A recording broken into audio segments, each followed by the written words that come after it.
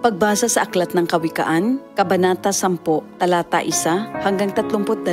Ang mga kawikaan ni Solomon. Ang matalinong anak ay ligaya ng magulang, ngunit tinik sa dibdib ang anak na mangmang. Ang yamang buhat sa masama ay di papakinabangan, ngunit ang katuwiran ay maglalayo sa kamatayan. Ang matuwid ay binibigyan ni Yahweh ng kasiyahan, ngunit ang masamay kanyang ginugutom naman. Ang kamay na tamad ay tiyak na magdarahop, ngunit magbubunto ng yaman ang kamay na masinop. Ang nag-iimba kong tagaraw ay nagpapakilala ng katalinuhan, ngunit ang natutulog kong anihan ay nag-iipon ng kahihiyan. Ang matuwid ay mag-aani ng pagpapalat kabutihan, ngunit ang bibig ng masama ay nagtatakip ng karahasan. Ang alaala ng matuwid mananatili kailanman, ngunit pangalan ng masamay tiyak na mapaparam. Magandang payo ay tinatanggap ng pusong may pangunawa, ngunit kapahamakan ang wakas ng mangmang na masalita. Ang namumuhay ng tapat ay pinaghaharian ng kapayapaan, ngunit ang may likong landas ay malalantad balang araw. Ang malilikot na mata ay lagi sa kaguluhan, at ang bibig na maluwang hahantong sa kapahamakan. Ang bibig ng matuwid ay bukal ng buhay, ngunit labi ng masama ay nagtatakip ng karahasan. Sa hari-saring kaguluhan ang bunga ng kapuotan,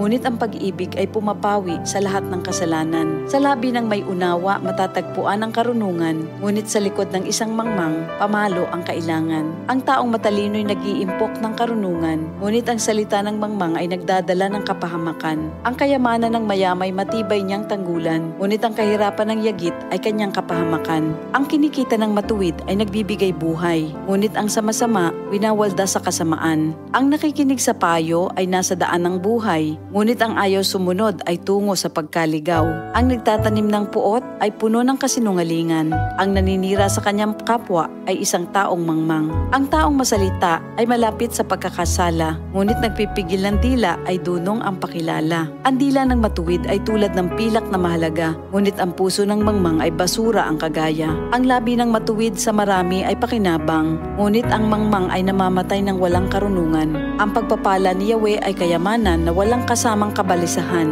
Ang paggawa ng kasalanan ay kasiyahan ng masama, ngunit ang mabuting asal, kasiyahan ng may unawa. Ang kinatatakutan ng masama ay magaganap sa kanya, ngunit ang hangarin ng matuwid ay matatamo niya. Tinatangay ng hangin ang taong masama, ngunit ang matuwid ay gusaling di magiba. Kung paanong ang usok ay nakakaluha, ang suka ay nakakangilo, gayon ang tamad na alipin sa kanilang mga amo. Ang paggalang at pagsunod kay Yahweh ay nagpapahaba ng buhay, ngunit ang mga araw ng masama ay hindi magtatagal. Ang pag-asa ng matuwid ay may magandang kahinatnan, ngunit ang pag-asa ng masama ang dulot ay kabiguan. Si Yahweh ay kanlungan ng mga taong matuwid, ngunit kaaway sila ng taong masama ang hilig. Ang matuwid ay mananatili sa kanyang dako, ngunit ang masama kung saan-saan matutungo. Ang salita ng matuwid ay nagpapakilala ng karunungan, ngunit ang dilang sinungaling ay puputuli naman.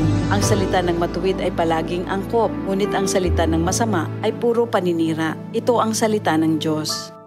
DCXL 558